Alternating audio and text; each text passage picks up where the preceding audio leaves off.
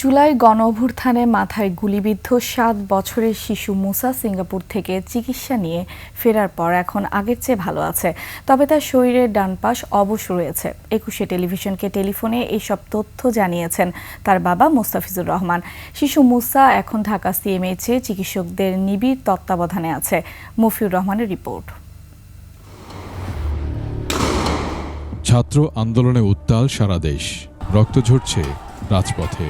১৯শে জুলাই রাজধানী রামপুরায় মেরাদিয়াহাট এলাকায় নিজ বাসার নিচে গুলিবিদ্ধ হয় ৭ বছরের শিশু মুসা ও তার দাদি। বাড়ির মালিক ও প্রত্যক্ষদর্শীরা জানান, সেদিন জুমার নামাজের পর উত্তাল আন্দোলন ছত্রভঙ্গ করতে মুহুর্মুহু গুলি চালায় পুলিশ। বাসার গেট ভেদ করে গুলিতে আহত হয় মুসা ও তার দাদি। হাসপাতালে নেয়ার পথে মারা যান মুসার দাদি।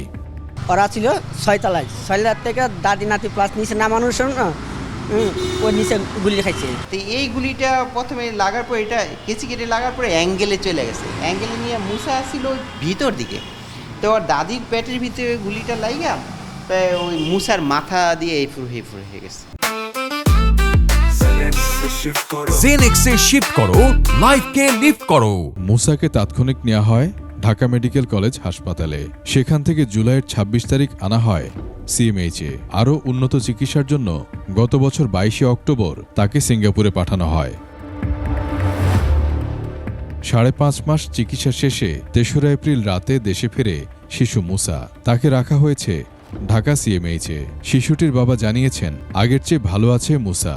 সিঙ্গাপুর থেকে আসার পর অবস্থা ভালো আছে। এখন হলো ডাক্তারদের অবজারভেশনে আছে, হয়তো কিছুদিন অবজারভেশনে থাকার পর তারা ডিসাইড করবে যে কি করবে। এদিকে শিশু মুসার বিষয়ে চিকিৎসকরা চূড়ান্ত সিদ্ধান্ত নেবেন বলেও জানান তার বাবা। মফিউর রহমান, ২১শে টেলিভিশন, ঢাকা।